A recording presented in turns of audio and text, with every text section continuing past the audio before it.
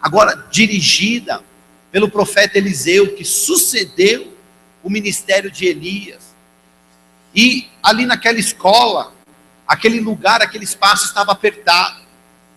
E aqueles alunos, eles queriam aumentar aquele espaço, queriam aumentar aquela circunstância, aquele salão onde eles eram ministrados, para que pudesse ter mais gente, para que pudesse ter mais conforto.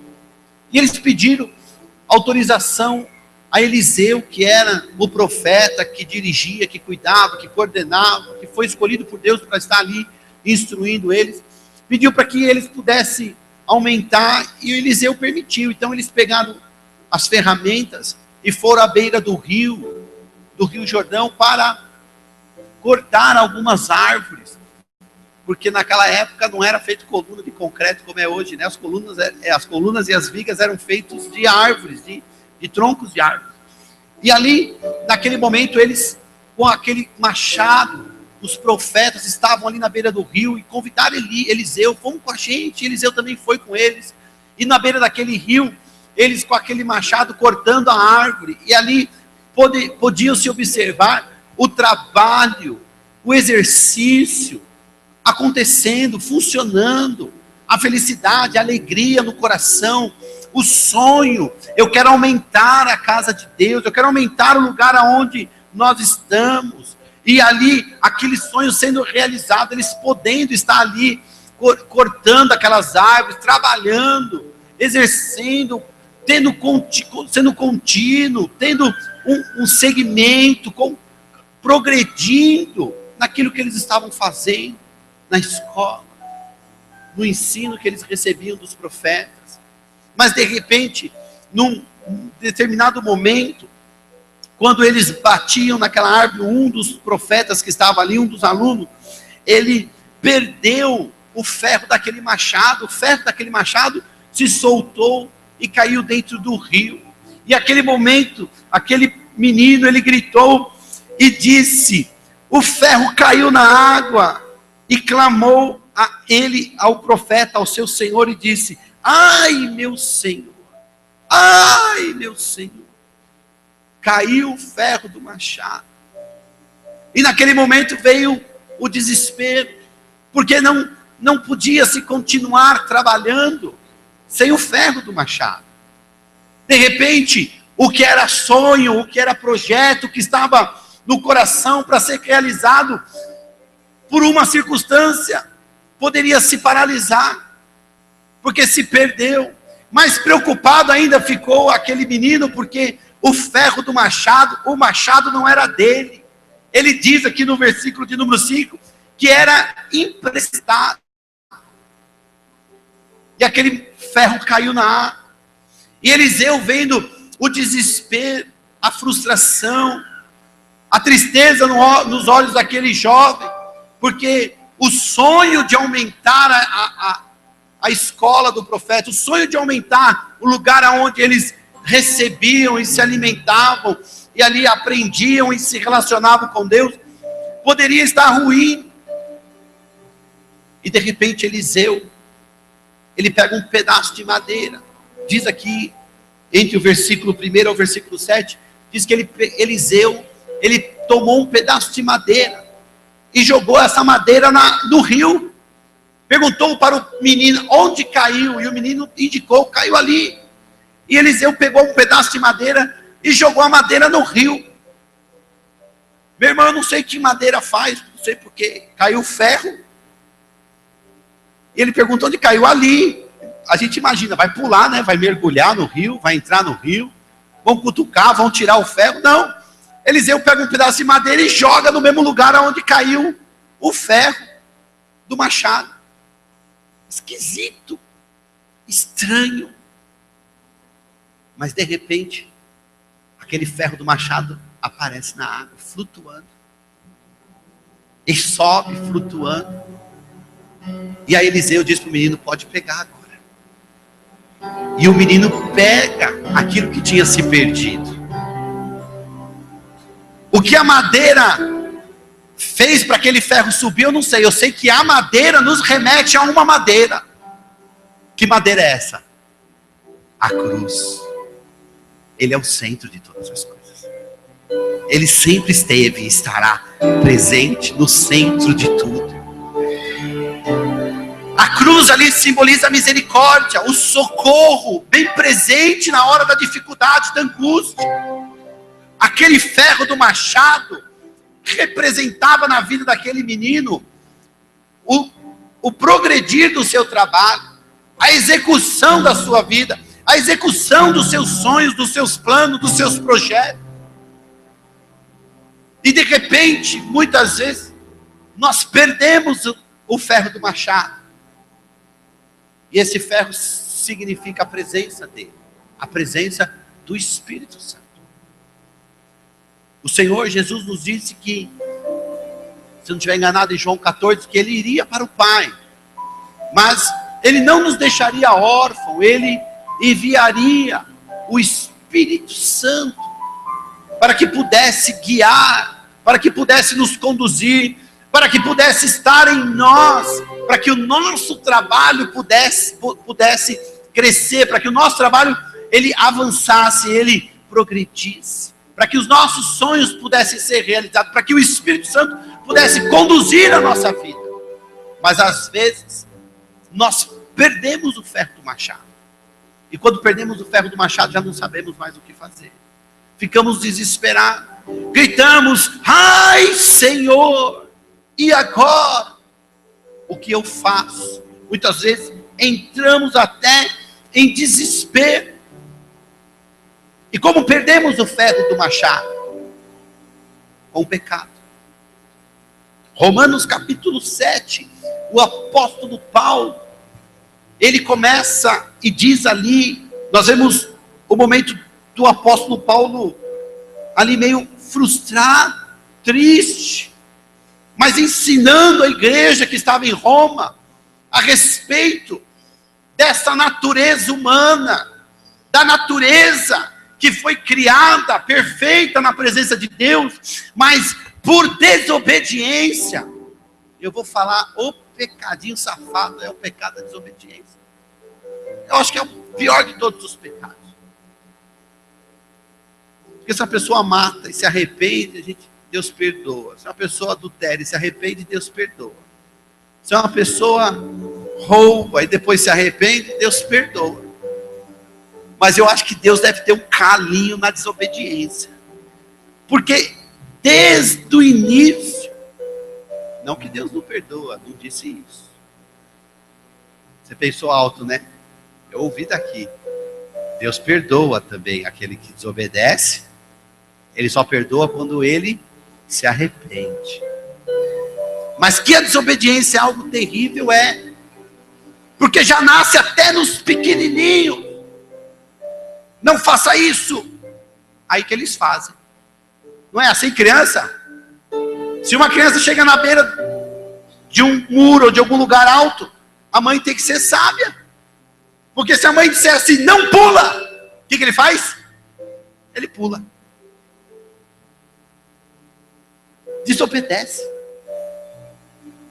Paulo estava falando isso lá em Romanos capítulo 7. Que a natureza humana, carnal, essa natureza é pecaminosa. O apóstolo Tiago fala que não pode fluir de um manancial uma água doce e uma água amarga. Não pode. Não faz parte da natureza. Um pé de azeitona dá mexerica. Não pode. Um pé de uva dá azeitona. Não pode, não faz parte da sua natureza. Mas o ser humano, lá no Éden, comeu um fruto, um fruto que disse Deus, esse é um fruto do conhecimento do bem e há na nossa natureza, desde o Éden, essa semente do mal. Essa semente que leva o homem a fazer o que não queria fazer. Paulo diz aqui, porque o que faço, no versículo 15, ele diz assim, porque o que faço não aprovo, pois o que quero, isso não faço, mas o que aborreço, isso faço. Olha no 18, dizendo assim, Porque eu sei que em mim, isto é, na minha carne, não habita bem algum. E com efeito, o querer está em mim, mas não consigo realizar o bem. Porque não faço o bem que quero, mas o mal que não quero, esse faço. Ora, se eu faço o que não quero, já não faço eu, mas o pecado que habita em mim, desde o Éden, essa semente. Porque o apóstolo Paulo, ele era um homem de Deus, mas ele relata aqui, em Romanos 7, que a carne dele habita uma semente que leva o homem a pecar contra Deus. Seja no seu pensamento, seja nas suas palavras, seja no seu coração, seja nas suas atitudes. A natureza pecaminosa faz parte do ser humano. Por isso que Deus enviou a Jesus para liberar sobre nós a graça. Porque através da graça, tudo aquilo que é mal é removido de nós. E eu vou dizer para você, não é fácil lidar com essa natureza. No versículo 24, Paulo ainda relata: quem me livrará do corpo desta morte? Quem me livrará do corpo desta morte? Porque o pecado nos leva a... O pecado nos leva a... O salário do pecado é o pecado nos leva à morte. Quem nos livrará do corpo desta morte? Só uma pessoa pode nos livrar disso. E ele se chama Espírito Santo. Jesus diz: eu vou ao Pai, mas não vos deixarei órfãos. Enviarei o Espírito Santo para que vos guie, para que vos console. A presença de Deus em nós. Da mesma maneira que a palavra-chave em Romanos capítulo 7 é a carne e o pecado que traz a morte.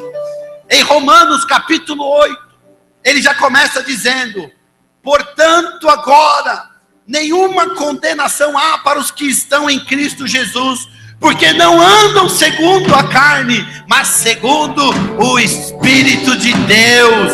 Para aqueles que estão em Cristo, não há condenação, porque nós não andamos pela carne, mas nós andamos pelo Espírito Santo.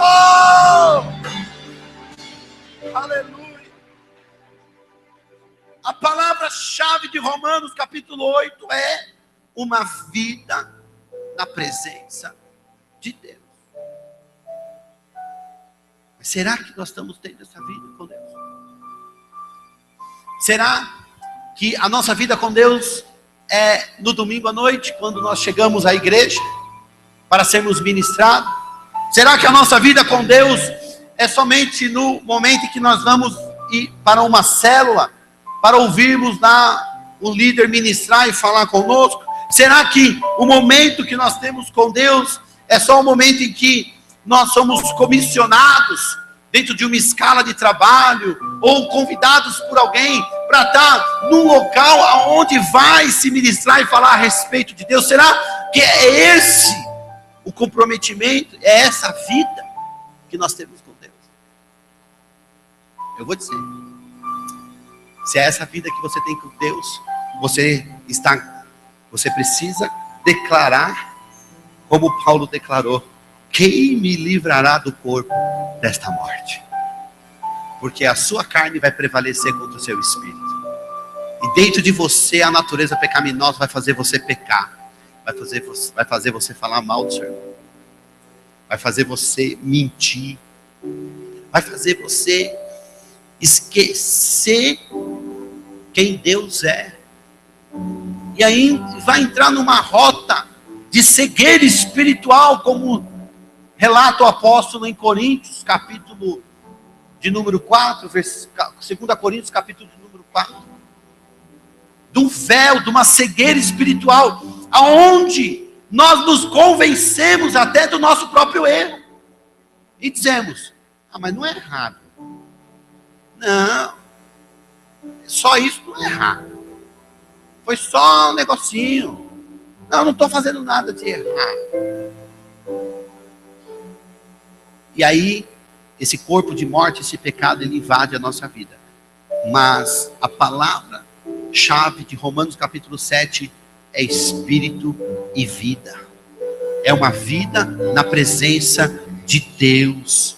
Paulo diz lá no versículo 5 do capítulo 8: pois os que são segundo a carne inclinam-se para as coisas da carne, mas os que são segundo o Espírito, para as coisas do Espírito.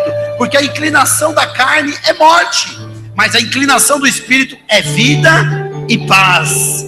Portanto, a inclinação da carne é inimizade com Deus, pois não é sujeita à lei de Deus, nem à verdade, e pode ser.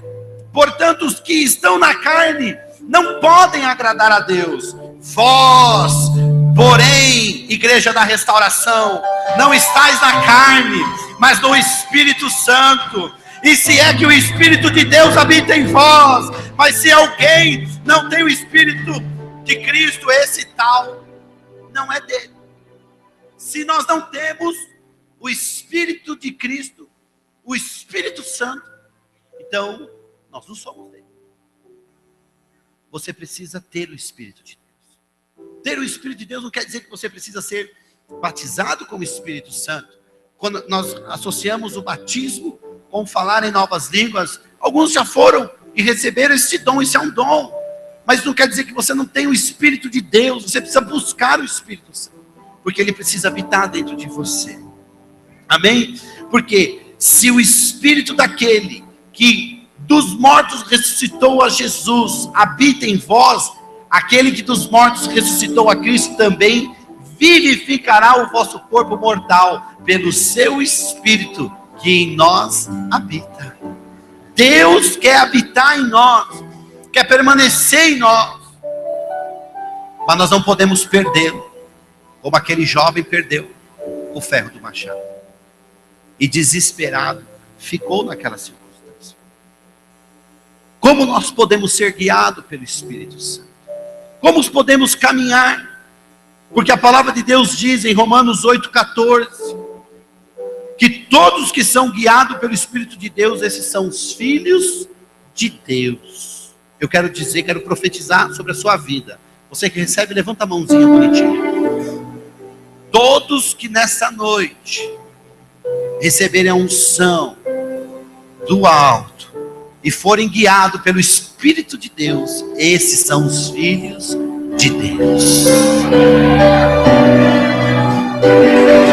E você não andará mais em morte, mas a vida de Deus estará em você e te levará a uma grande conquista. Só os que recebem se manifeste na presença do Senhor. Aleluia. Como posso então ser guiado pela presença de Deus? É como uma pessoa que ela tem um conhecimento e sabe nadar. Uma pessoa que sabe nadar. Já viu uma pessoa que sabe nadar? Se chega numa represa ou numa piscina, ou até mesmo na praia, se ele começa a entrar, alguém fala assim: ei, irmão, cuidado aí que o negócio é fundo, cuidado aí que o mar está agitado. Não, fique tranquilo, eu sei nadar. Não é assim? Sim. Aí essa pessoa começa a nadar, de repente, lá no meio do mar, ou do rio, da represa, da piscina funda, ou ele cansa, ou lhe dá uma cãibra, qualquer coisa parecida. Naquele momento essa pessoa começa a ficar apavorada. Ai, meu Senhor! Fica apavorada. E começa a se debater de um lado para o outro, porque começa a entrar em pânico. E aí vem o salva-vidas, que é o Espírito Santo, para socorrer esse que muitas vezes entra em pânico e começa a se debater, tentando sobreviver. Mas há uma regra para o salva-vidas. Sabe qual é a regra? Enquanto a pessoa que está ali se afogando não parar de se debater, ele não pode salvá-la.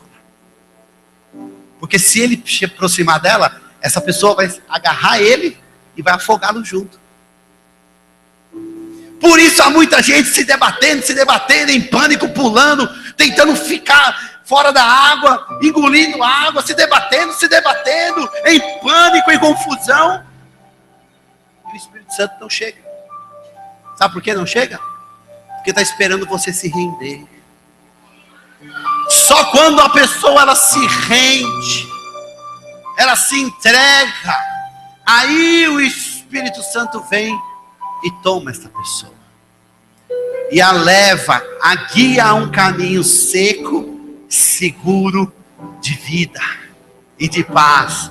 Só nesse momento o Espírito Santo lhe leva para um porto seguro, aonde você pode habitar em alegria. Eu vou dizer para você, tem muita gente em pânico, se debatendo, tentando sobreviver, tentando levar a vida nessa circunstância, arrumando circunstâncias de todo lado. Alguns já faz meses, alguns fazem anos, mas eu vou dizer, enquanto você não se entregar e se render, o Espírito de Deus não pode te conduzir. Mas nessa noite, Deus vai tocar o seu coração e você ficará rendido aos pés do Senhor, e uma obra maravilhosa Ele fará na sua vida. Só os que recebem se manifeste na presença de Deus. Aleluia. Hoje Deus vai lhe conduzir por um caminho mais de excelência. Aquilo que não pode imaginar a sua mente, nem chegou ao seu coração, é o que Deus tem preparado para você. A única coisa que Ele está dizendo para você, filho, renda-se. Renda-se a mim, que eu vou guiar você. Tem muita pessoa fazendo plano, querendo resolver as coisas das próprias mãos, querendo resolver a vida, o problema familiar, o problema conjugal, alguns querendo resolver o problema financeiro, imaginando milhões de coisas que vão dar certo. Eu vou dizer para você, filho, está cheio de gente muito mais inteligente do que eu e que você aí, tendo um monte de ideia, e nem tudo que eles fazem são esses. E você que está nadando, está se afogando, está em pânico, querendo resolver, renda-se a Ele. Renda-se a Ele nesta noite, porque Ele vai mudar a sua história, vai mudar a circunstância, Ele vai mudar a sua rota. Renda-se a Ele, porque Ele vai te dar um caminho que você não imaginava. E as coisas de Deus são loucuras para o mundo. Nós precisamos nos render a Ele. Não lute mais. Como é que isso vai acontecer, pastor? Não sei. Não raciocina não, filho, só receba.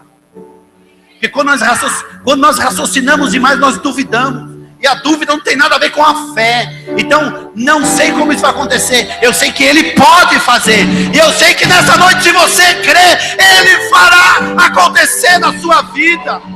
Você crê? Então os que crerem, se manifeste, dando um grito de júbilo ao Senhor. Aleluia.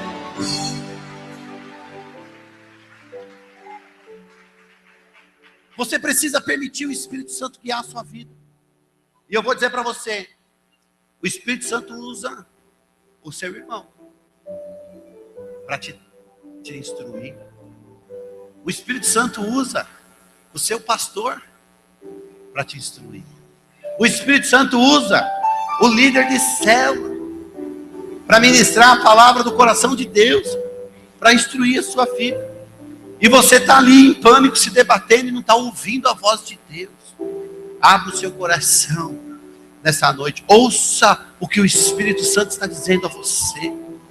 Busque mais esta presença. Há 3 pontos para viver uma vida plena com Deus. 3 pontos importantes que você precisa aprender para viver uma vida plena com Deus. O primeiro ponto é o desejar, é o desejo de Deus. Desejo de fome pela presença de Deus. Fome de Deus e justiça. Mateus 5, versículo 6. Diz que todo aquele que tem fome e sede de justiça serão saciados. É a fome por estar com Deus, a presença de Deus, amar a Deus, desejar continuamente a presença dEle dentro de nós. Esse é o primeiro ponto. para que o Espírito Santo comece a mudar a sua vida. Para que você viva, para que você ouça, para que você entenda.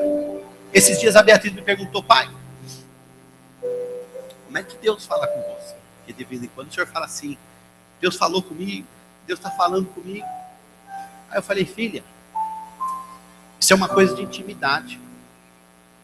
Quando você for crescendo e cada vez que você for orando e buscando a presença de Deus, você vai ficando mais íntimo de Deus. E aí você vai aprender a ouvir a voz de Deus.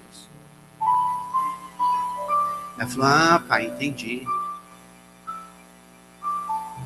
Na verdade, quando ela me perguntou, eu não sabia o que responder. Eu falei assim: aí Deus, o que eu falo agora? O senhor tem que responder.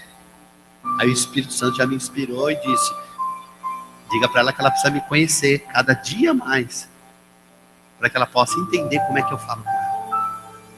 E não é diferente com nós. Você precisa entrar nessa presença. Você precisa entrar nessa intimidade.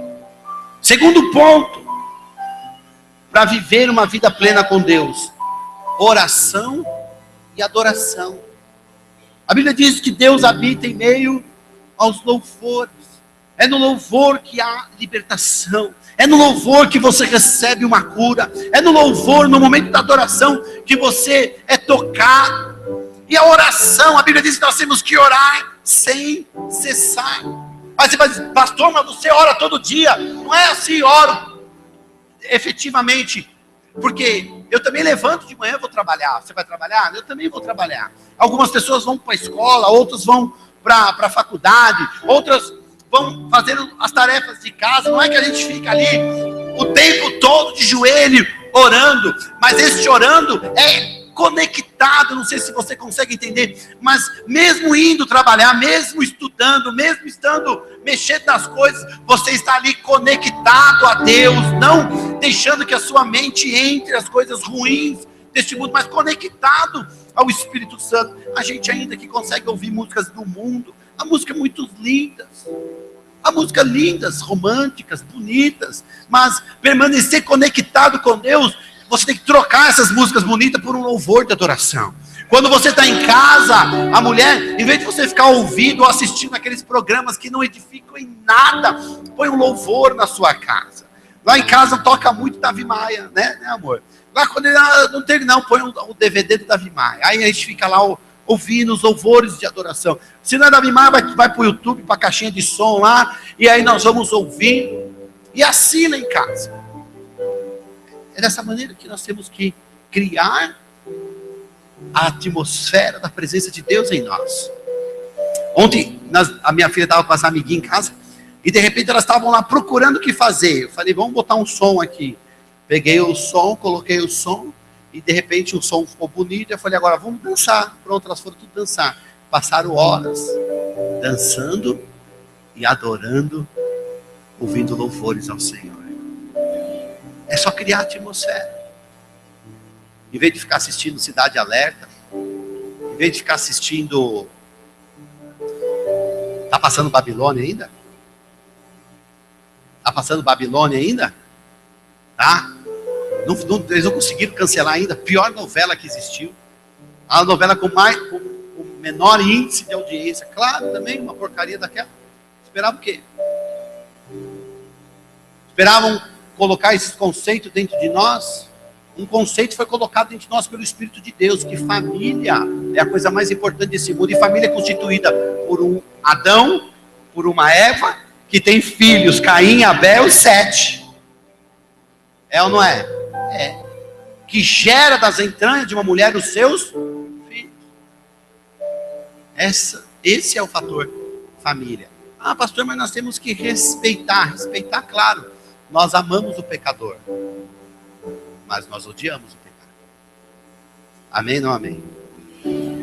Assim Deus nos ensinou.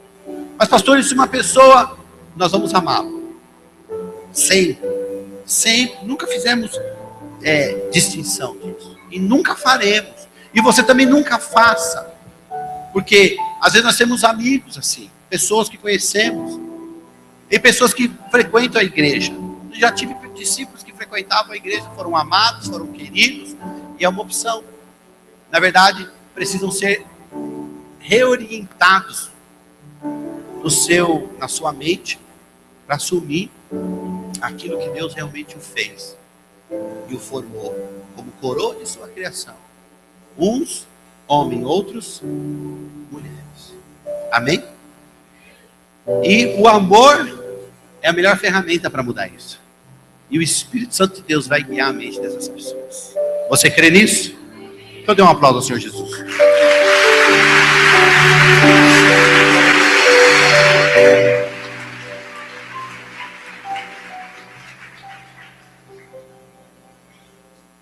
Três pontos para viver uma vida plena com Deus: desejo e fome pela presença dEle, oração e adoração diante do Senhor continuamente. E a terceira chave que é importante para que a gente tenha uma vida plena com Deus, está em Hebreus capítulo 10, versículo 19, eu vou ler para você. Diz assim: tendo, pois, irmãos, ousadia para entrar no santuário, pelo sangue de Jesus. Nós precisamos ter fome, desejo e fome da presença de Deus. Precisamos orar e adorar ao Senhor. Mas nós precisamos ter a confiança e a fé que através de Cristo nós vamos entrar no lugar santíssimo, no lugar santo, no lugar secreto, no lugar de intimidade. E eu vou dizer para você, muitas vezes o diabo diz para você: não, você não é digno, você não é digno disso, você não merece, veja quem você é, como é que você quer entrar num lugar de intimidade, num lugar santíssimo, num lugar sagrado, num lugar onde Deus te colocará no colo, para você conhecer as coisas celestiais. Você não é digno, você é um pecador, você é isso, você é aquilo. Eu quero dizer para você, não ouça a voz do diabo.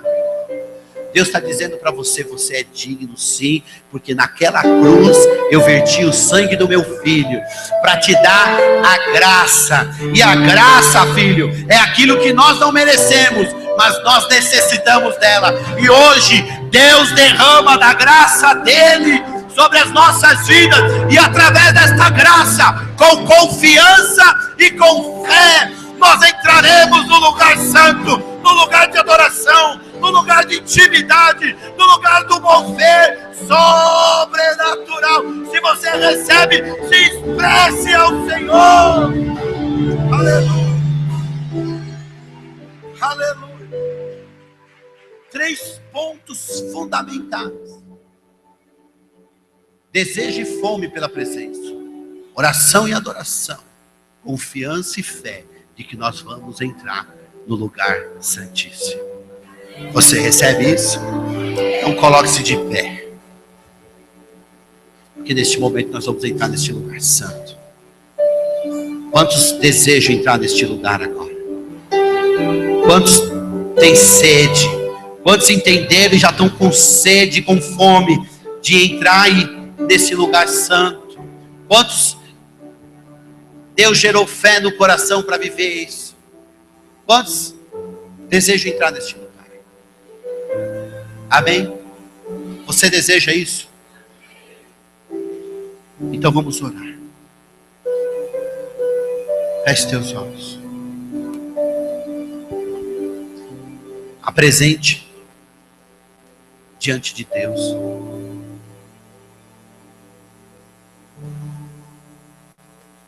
Lembra da cena? Com os olhos fechados. Lembra da cena que aquele que está lutando em pânico para sobreviver. Quem sabe você está cansado de toda a luta, buscando algo que possa te socorrer. Quem sabe você está desesperado, precisando de um socorro, e você tem buscado esse socorro em pessoas. Quem sabe você tem buscado esse socorro em você mesmo, achando que você é capaz, que você pode, que você vai mudar isso. Eu quero dizer uma coisa para você: Só Deus pode fazer por nós. Ele pode nos livrar desse socorro. Ele pode nos dar esse socorro e Ele pode nos livrar dessas circunstâncias. E o primeiro passo para que um homem e uma mulher entre nesse sobrenatural é reconhecer que Jesus é Senhor sobre as nossas vidas. E eu não sei se nessa noite tem alguém que nunca reconheceu Jesus como Senhor. Silêncio.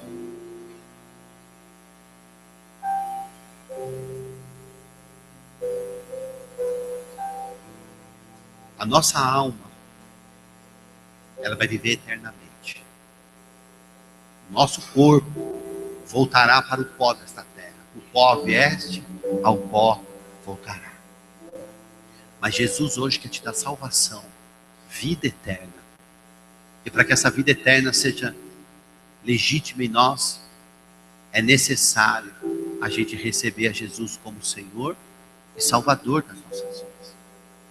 Quem sabe você nunca fez isso publicamente. Se você conhece a Jesus, mas não teve essa atitude de recebê-lo publicamente.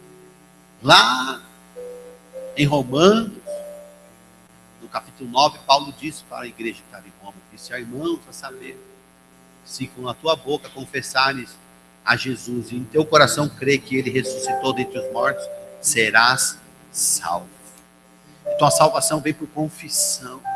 E hoje Jesus está te dando essa oportunidade. Eu não sei qual luta você está vivendo, mas se você abrir o seu coração e entregar o seu coração para Jesus, Jesus vai mudar a sua história. Como mudou a minha, como mudou a de muitos irmãos que estão aqui nesta noite. Se você nunca fez isso, nunca confessou e entregou a sua vida para Jesus, e você deseja hoje, nesse momento, entregar o seu coração para Jesus, levante a sua mão, aí onde você está, que eu vou orar por você. Aleluia. Levante mais alto a sua mão, estou te vendo. Isso. Aleluia. Quem mais deseja entregar sua vida para Jesus? Amém. Levante sua mão bem alta, Senhor, para que eu possa te ver. Isso.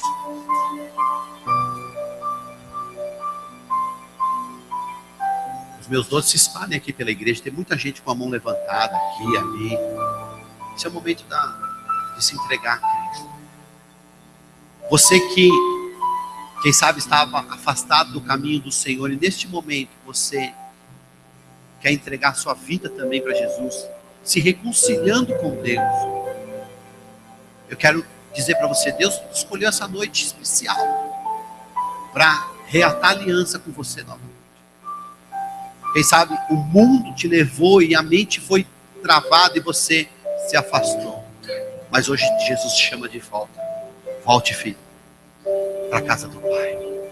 Tem alguém que quer se reconciliar com Jesus? Levante sua mão. Eu vou orar por você. Aleluia. Tem mais alguém? Tem mais alguém? Tem uma família aqui na frente todinha. Tem mais alguém que quer se reconciliar com Jesus? Então aqueles que receberam a Cristo, aqueles que estão se reconciliando, sai do seu lugar, vem aqui para frente. Tem alguém perto de você, venha junto com ele, traga ele para que ele não fique com vergonha. Não tenha vergonha, a nossa confissão é pública. Um dia eu estava aí, e levantei a minha mão como você fez, e fui lá para frente, entreguei minha vida, e Jesus mudou a minha história e vai mudar a sua nesta noite. Porque Ele é Deus, Ele é Senhor. Chegue bem perto do altar, chegue bem perto. Venha, isso. Porque hoje é dia de salvação. Hoje é dia de se alegrar. Porque filhos se rendem, se entregam, abrem o coração, estão abrindo os corações para receber este milagre, o milagre da salvação. E isso não há preço. Todos que levantaram a mão vieram aqui para frente. Tem alguém que ficou aí com vergonha? Não fique com vergonha, não. Porque às vezes nós ficamos, sentimos vergonhoso, mas não se acanhe, não. E se você está em dúvida, dê um passo adiante, filho. Porque hoje o Espírito Santo vai habitar em você. E onde o Espírito Santo de Deus habita, todos são chamados filhos de Deus. Amém? As pessoas que estão aqui na frente, repitam essa oração comigo, digam assim: Senhor Deus e Pai, nesta noite, eu abro o meu coração e entro na tua presença. Pai, em nome de Jesus, a minha aliança contigo é estabelecida nesta noite. O meu coração é do Senhor, e o teu Santo Espírito possa habitar em mim. Obrigado, Senhor, pela tua palavra desta noite. Feche teus olhos, eu vou orar por vocês. Pai, em nome de Jesus, eu oro por estas vidas, Senhor, apresentando elas diante do Senhor, do seu altar, para que elas sejam cheias da sua glória, cheias do teu poder e da tua unção. Pai, em nome de Jesus, cada filho que está aqui, uns se reconciliando, outros se entregando a Jesus, eu lhe peço agora, Senhor, nessa noite de grande salvação, que o Senhor desça sobre eles com o teu poder, assim como diz a tua palavra, que eles passem, que o Espírito Santo passe a habitar, Senhor, dentro dessas vidas, para que eles sejam tocados pelo Senhor, e um poder sobrenatural do teu Santo Espírito possa guiá-los, e a tua presença possa crescer todos os dias na vida destes filhos. Pai, em nome de Jesus, eu os abençoo. Amém. Graças a Deus. Olhe para mim, olhe para mim. É um momento muito importante na nossa vida. E esse é um momento importante de reconciliar ou de receber a Cristo. Mas há uma coisa, eu não posso fazer por você aquilo que você precisa fazer para Deus. Você precisa ter uma vida de oração, buscar a Deus. Você precisa em sua casa ler a Bíblia. E você vai me dizer assim: pastor, mas tantas vezes que eu tentei ler e não entendia, mas agora o Espírito de Deus habita em você. Hoje o Espírito Santo abriu os céus e desceu sobre a sua vida. E hoje ele habita em você. E tudo que você lê, Deus, o Espírito de Deus vai lhe revelar e você vai entender. Esteja firme nisso. E um outro passo muito importante: nós não podemos caminhar com Cristo sozinho. Sozinho nós ficaremos no mar, se afogando em pânico. Nós precisamos caminhar com alguém. E essa igreja é uma igreja em células. E há uma casa que durante a semana tem uma reunião. E é importante que você participe dessa reunião, porque ali vai ter um irmão, os irmãos, um corpo, pessoas que vão se relacionar e vão lhe amar, vão se tornar família. Porque nós temos a nossa família de sangue, mas quando nós nos aliançamos com Cristo, nossa família aumenta, nossa família se expande, e nós passamos a fazer parte do corpo de Cristo. E ali há irmãos que têm um amor no seu coração, porque o Espírito de Deus nos deu o amor de Cristo em nós. E eles vão lhe ajudar no crescimento e no conhecimento da palavra de Deus. Então não vá embora hoje sem que você preencha a ficha, para que nós possamos contatar você, possamos orar por você e possamos indicar para você aonde tem um caminho mais perto da sua casa, com a sua faixa etária, para que você possa ali ter esse momento de comunhão. Você estando em comunhão com o corpo de Cristo, orando, e a sua oração será uma conversa com Deus, pedindo a Deus aquilo que você precisa, conversando com Deus. Lembrando sempre que a sua oração, ela tem que encerrar como uma assinatura, com carimbo, que lhe dá validade da oração, que é: nós oramos em o nome de Jesus. Em o nome de Jesus, porque o nome de Jesus é o carimbo da nossa oração. E aí Jesus diz: tudo que pedir ao Pai em meu nome, Ele vos concederá. E aí Deus vai começar a abençoar a sua vida. Amém? Então tenham isso no seu coração. A família de vocês hoje cresceu. Dê uma olhada aí para trás. Essa é a sua família, família Restauração. Amém? Dê um abraço. Dê um abraço desse irmão que está perto de você. Aleluia. Forte esse aplauso para o Senhor.